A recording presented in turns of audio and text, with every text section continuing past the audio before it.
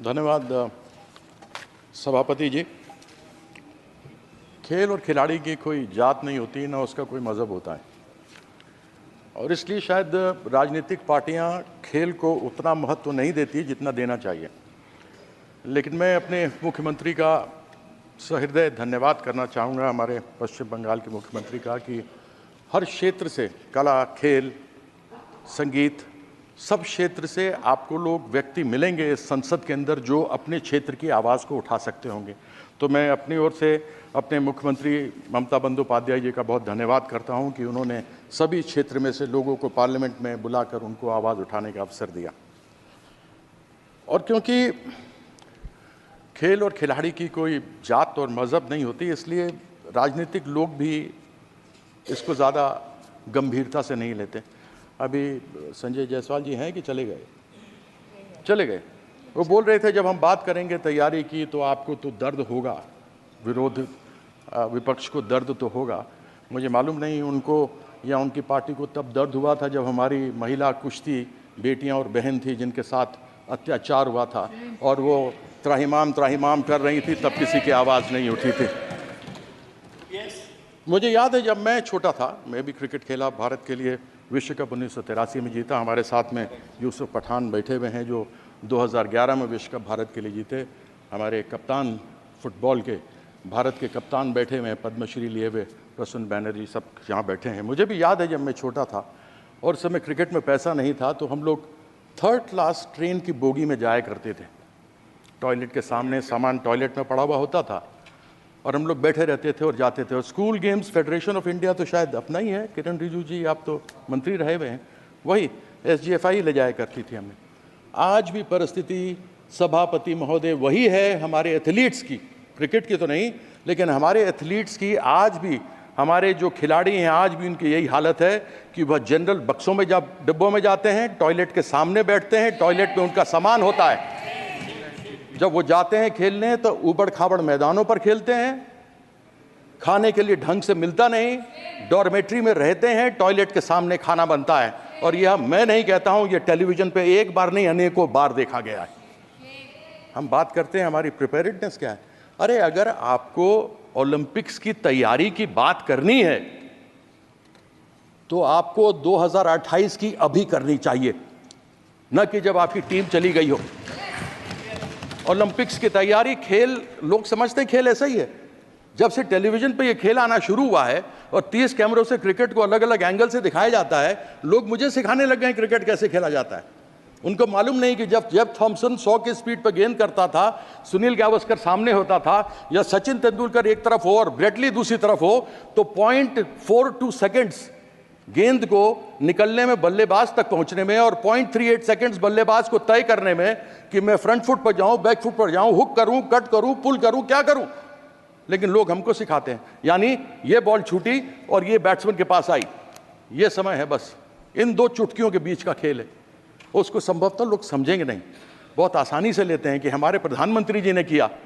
मुझे बड़ी खुशी है कि जब प्रधानमंत्री जी ने हमारी महिला कुश्तीबाज, कुश्ती लड़कियां जब आई थी तो उन्होंने उनका स्वागत किया था, सम्मान किया था, बड़ी प्रसन्नता हुई थी जब उनके साथ वो खा रहे थे। लेकिन तब दुख हुआ था जब उन्होंने, उनके साथ अत्याचार हुआ था उन महिलाओं के साथ, तब उन्होंने मौन व्रत धारण करके रखा था। अगर अपनी महिलाओं को एक तरफ बोलते हैं बेटी बचाओ बेटी पढ़ाओ, अगर हम अपनी बेटियों को जो बाहर से स्वर्ण पदक लेकर आते हो, दूसरे पदक लेकर आते हो, अगर हम उनको नहीं अपनी तरफ से, यह सदन के लिए शर्म की बात है कि यदि हम उनको अपनी तरफ से संरक्षण नहीं दे सकते तो बड़ी खेद की बात है। आज बात करते हैं कि हमने नीरज चोपड़ा को भेजा।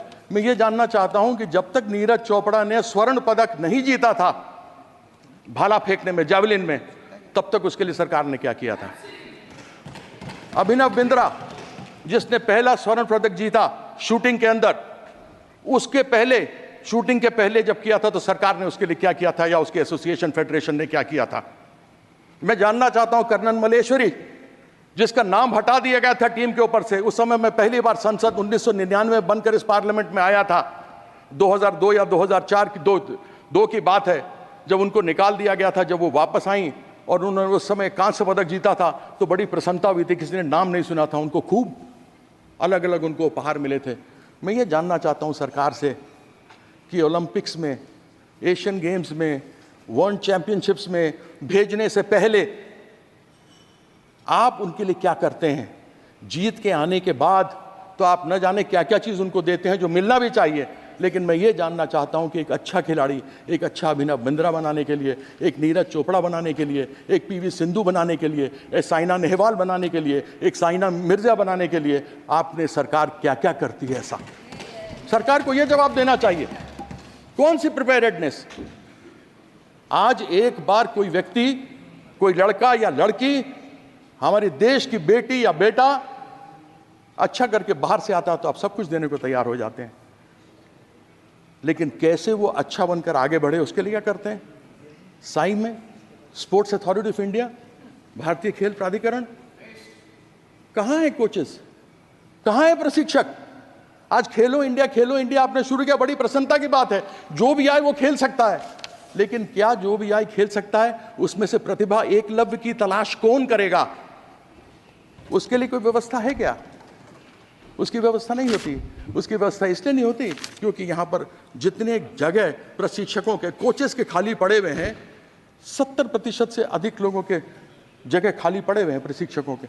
मुझे याद है, मैं नेशनल इंस्टीट्यूट ऑफ स्पोर्ट्स में जाता था। एक national institute of sports Patiala था जहाँ पर कोचेस तैयार किए जाते थे। ये राष्ट्रीय स्टेडियम, नेशनल स्टेडियम, इस नेशनल स्टेडियम के अंदर cricket, hockey, football, basketball, badminton सब खेल खेले जाते थे और सबके प्रशिक्षक होते थे। हम लोग को प्रशिक्षण मिलती थी, हम लोग वहाँ सीखते थे और सीखने के बाद आगे बढ़ करके खेलते थे। आज वो परिस्थिति कहाँ है? इसलिए क्योंकि इसका कोई भी अपना वो नहीं है। मैं अधिक बातों को न रखते हुए अपनी बात को यहाँ पर समाप्त करता हूँ।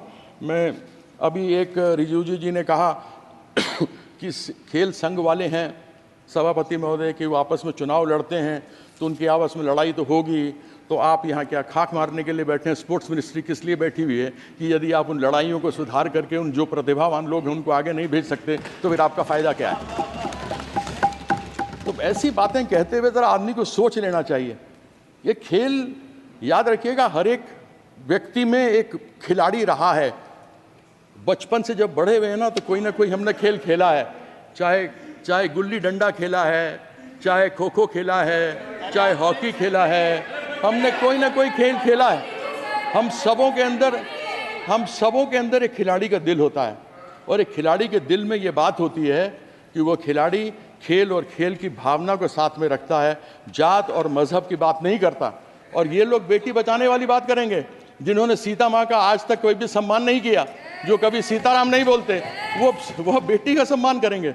ऐसी अपेक्षा तो मैं इनसे रखता नहीं। तो मैं आशा करता हूँ कि इसी अगले सत्र में 2028 में ओलंपिक में क्या करेंगे उसकी तैयारी के बारे में यहाँ करके बताएंगे, तब मैं समझूंगा। हालांकि तब तक ये रहेंगे नहीं रहेंगे, दुनिया जानती है कि इनका हालत तो अभी साथ में, देखें लल्लन जी बैठे हुए साथ में, डिमांड कर दिया है इन्होंने। वो जो नाम सब आ रहे हैं ना दुकान के बाहर लिखने का, डिमांड चालू कर दिया कि हटा उसको। तो मैं एक बार पुनः धन्यवाद करता हूँ, आपने मुझे अवसर दिया, बहुत बहुत धन्यवाद।